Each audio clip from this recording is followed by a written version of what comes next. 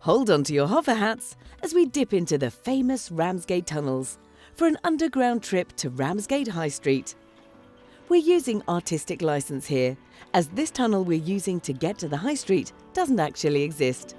However, Ramsgate does have the UK's largest network of civilian wartime tunnels. Let's continue our journey past some of the town centre projects towards the harbour. We resurface here where the High Street meets Church Hill to travel past the first of our exciting developments in the town. 5A Broad Street is a quirky, narrow 4-storey building tucked behind the High Street, most recently used as a haberdashery shop.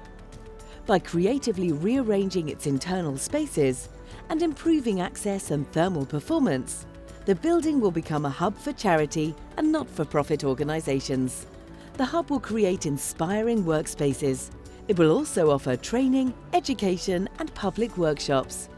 The building will include a cafe, consultation/meeting rooms on the ground floor, flexible creative workspace on the first floor, office space and meeting rooms on the mezzanine and third floors. The scheme should create up to 60 jobs. It will boost confidence and resilience among Ramsgate's residents and businesses. As many visitors come to Ramsgate to visit the Royal Harbour, there's been a focus on improving pedestrian connection to the town centre. The Harbour Placemaking Scheme aims to improve pedestrian access from the Royal Harbour into Harbour Street and then the High Street. The dominance of the road will be reduced. Crossing points and lines of sight will be improved.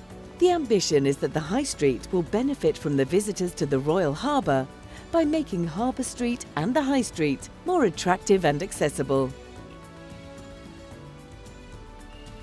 As we exit Harbour Street and continue to Harbour Parade, we can see some proposed improvements. They include reconfiguring the junction, adding raised tables that will reduce traffic speeds and help with pedestrian crossing, and widening the footways.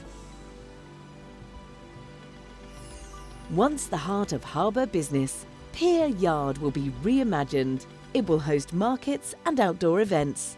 It will also be the entry point to the harbour and the Clock House Museum. Pier Yard will showcase Ramsgate's rich harbour views. New trees will bring natural shading and cooling to the air during summer months. Sheltered seating areas will ensure Pier Yard can be used year-round.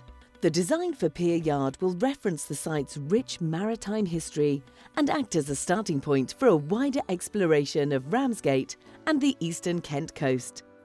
The new landscaping and activities in Pier Yard will create an attractive outdoor area for visitors, providing wayfinding to the Royal Harbour and the town. The Clock House has stood on this site since 1816. It has had many uses: a carpenter's workshop, an office for Trinity House, the organisation that runs the lighthouses, a lifeboat station and a maritime museum.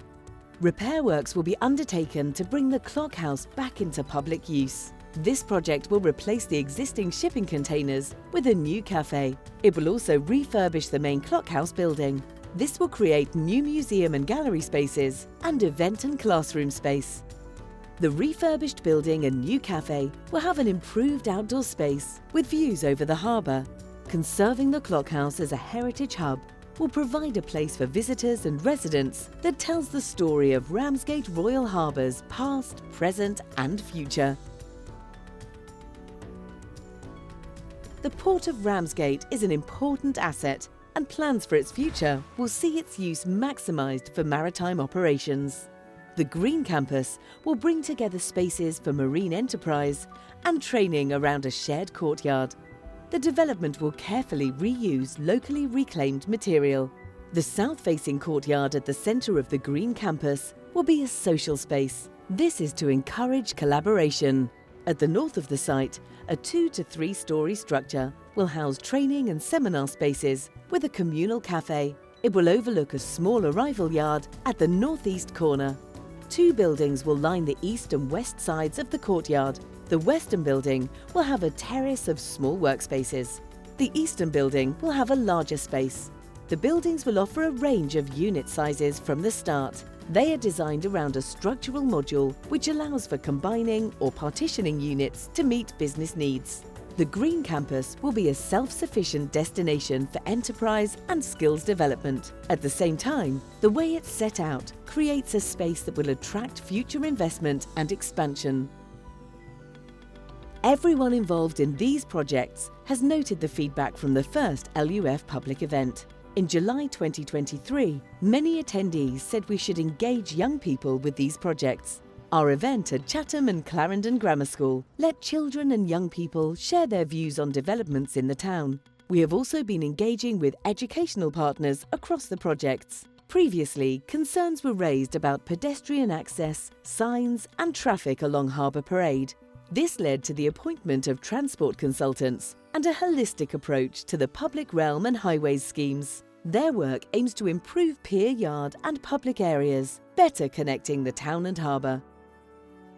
We'd love to hear your thoughts on the activities at these sites and would be grateful if you could provide feedback to us through a short survey.